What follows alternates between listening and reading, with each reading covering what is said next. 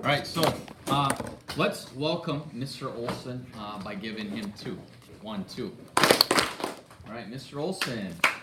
I think last time we talked about kind of your history and background of, and you told that story about how much it was worth. But go ahead and do it. Talk about whatever you want. It might be all different. It's fine. Yeah. It'll be good. So he's gonna do insects with you guys for what, like a week or something? How long do you do that? Well, we'll probably next week start talking about the insects, and I get an entomologist that'll come in. Yeah, Actually, it's through Skype or whatever. yeah, And then he'll help them identify their insects, and we'll do that for a week. And then we study classification and all the different types of insects. Then in the springtime, we come back and talk about them again. okay.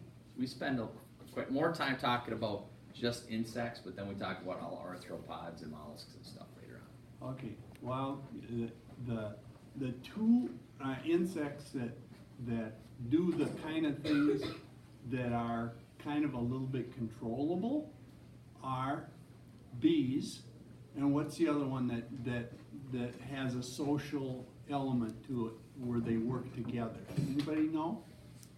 Yeah. Ants? Ants. Ants have a colony, we call it colony of ants. They have a queen that lays eggs. They have workers that do all the work, and then they have an element of drones in the colony. So the one kind of insect that really does a lot of good for man is honeybees, and it's because man can work with them. They can control them a little bit, manipulate them so to their advantage. Not maybe so much ants because they don't bring in a product like honey or something, but all the insects are way important in pollinating flowers and everything that's growing has that element that takes place, and if it wouldn't be for that, we wouldn't have food, we wouldn't have lots of things. And the one thing about honeybees is they give us a really good, yummy kind of honey, along with all the pollinating they do. So I got into doing bees quite a while ago. My dad used to have honeybees during World War II. In the late 30s and early 40s, he had honeybees. And he has upwards of 300 colonies of honeybees, and it was his livelihood. At that time during the war, there was rationing of sugar. Your family could only get maybe 5 pounds of sugar a month or something. Because of the war effort, a lot of the sugar products were put into the war effort, so there was rationing. They couldn't get sugar. And so honey was a big deal. The local honey keepers could produce honey, and that was a source of sweet sugar. And so he made his livelihood from producing honey. And at that time, he was selling honey for 7 cents a pound. That doesn't sound like very much, does it? So a big jar, like this jar right here, there's a 2-pound jar basically for honey in the store, and it would be 14 cents he'd get for that. Now, I think a jar like that is, tell me. Like $14 or so. Yeah, that's how much times have changed in the product. So anyway, that was his livelihood, and he did that during World War II, and after the war effort, he quit with the bees, did other things.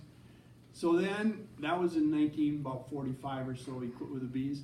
So then in 1975, 30 years later, 2030, is that right? Did I do the math right? Maybe. Maybe. Anyway, David, my son, who's a math teacher in the high school, he was going to be born at that time, and I asked my dad if he would show me how to work with the bees, because there's lots and lots of things you have to know about bees to be able to to make them run and do good things for you. So he showed me how to do the bees. He got real excited. He was about 65 years old at that time, that he could show his son something, and I was interested in it. And so we built all this equipment, and he had a few 10 colonies. I didn't have any the first year. Then I had 10 and he had 25. I had 25 and he had 50. It got to the point where he had 100 colonies and I had 50 colonies. And we had the bees for 10 years until he got to the age where he was a little too old to be lifting all this equipment. When this is called the super. When this super is full of honey like this, it weighs upwards of 85 to 100 pounds. So it got to be too much for my dad. But I, during that time, was able to learn all the things that I could about the honeybees. And then I didn't do anything with it for a number of years. I did the work that I did as I taught, and I did masonry work, and now I'm retired, and I kind of wanted to have a little fun thing to do again back from my memory, and it was to do the honeybees. And I've gotten acquainted with your teacher here a little bit more because he does it too, and kind of share some of the things that we have in common with the honeybee. Anyway, And that's a lot of what beekeeping kind of is. So when I got into it, one of my good friends, Andy Flottam, do you know Mrs. Flottam? Yeah. So he had bees, and then my brother-in-law, Sean, which you guys don't know, had bees. So I got them, and I kind of learned from them a little bit, and I learned from making a lot of mistakes. So that's kind of what it is, because you're always talking, saying, hey, have you ever had this happen? How do you do this? Or what do you make? How can I get it better? And we were talking for an hour beforehand about how I can do things differently with my bees and get more honey out of it. Because that's the overall goal, is to get honey, right? Mm-hmm.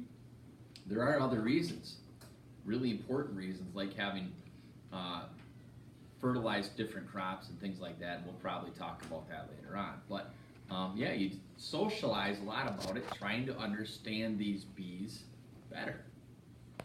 And so as a beekeeper, that's what we need to do, is understand how bees work to be able to help them out a little bit. So do you want to talk about what the hive is?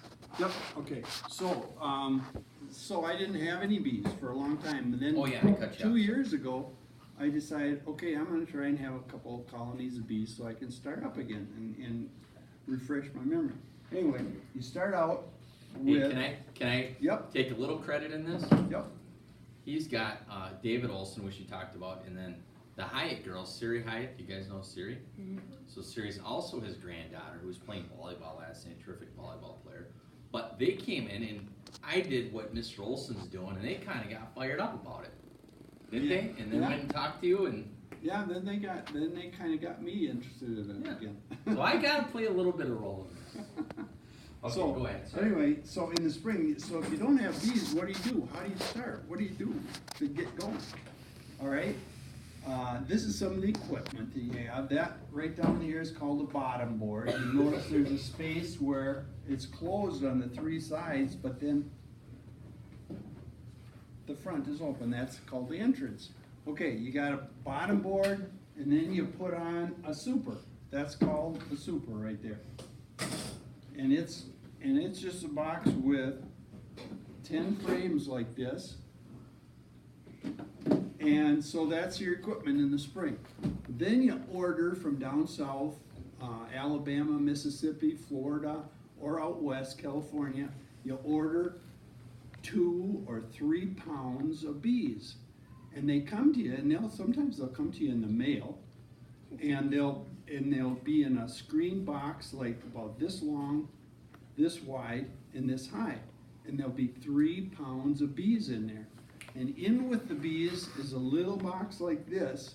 It's called the queen's cage, and the queen for that colony is in that little queen cage right here. And there's about 2 or 3 workers that are captive and in there that help her and feed her and tend her, and are real nice to that queen, because beekeeping is all about the queen. It's all about the queen. If you don't have a good queen in your colony of bees, you don't have anything.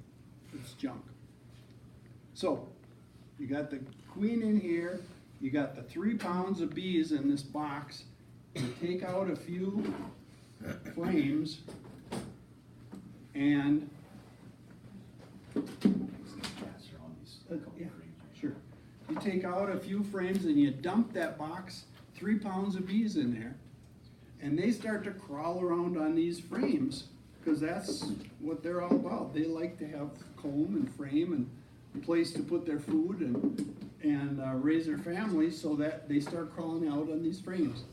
And then the queen is in this little box all by herself, because if the queen is introduced to the colony too fast, they might kill her. They might think this is a bad deal, things aren't going in the right direction, they'll swarm on her and try and kill her. So she's in here so that slowly they can get used to that queen being in that little cage. There's a little part right here, it's a little cake of sugar, solid sugar that she has to eat. And then this end, there's a little opening where the queen can come out.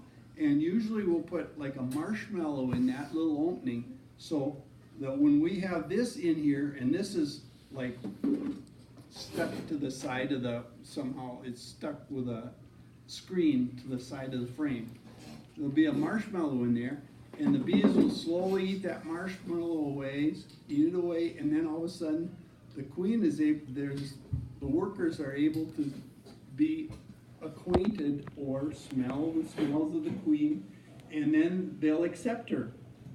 So then you got a queen in here. The queen she starts laying eggs in these open frames, and ultimately you'll end up with most all of these frames in here will have eggs in them that will end up being baby bees. And the other thing about a colony, the important thing is the queen and her laying eggs, but the other thing is the volume of bees. It's called building up. Okay, so when I first start with the bees in the spring and I've got 2 or 3 pounds of bees in this box, that's not very much bees. You know, in order to produce and bring in honey and nectar and pollen, it's got to be thousands of bees. So when the bees are real strong, there might be 80 to 100,000 bees, not only in this box, but okay. So that, let's say this bottom box is full of bees now. The queen is laying eggs, and she's got this thing full of eggs and brood. That's what the baby bees in the area where they're raising their families is called. It's called the brood box. After this thing gets full with baby bees, and there'll also be some nectar in here, and there'll also be pollen. In the spring, what's the first thing that the bees would be possible to work on for flowers? Anybody idea? You think about the spring now, and in your yards and stuff. How do they? Hermie? Dandelions? Dandelions.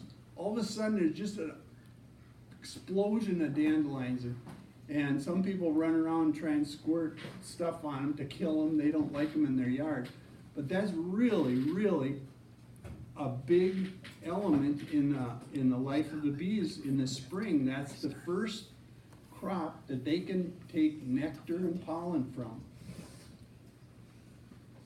So you got the bees bringing in nectar and pollen. The queen is laying eggs. This bottom box is starting to be filled. It's starting to be heavy. You can't hardly lift it. Then all of a sudden you have to give them more room, because if they run out of room, anybody seen on TV where there'll be a bunch of bees on a fire hydrant or limbs of a trees or something? What do they call that? Yeah. A nest? A nest? I mean, Yeah. a hive. A hive. Yeah. But but the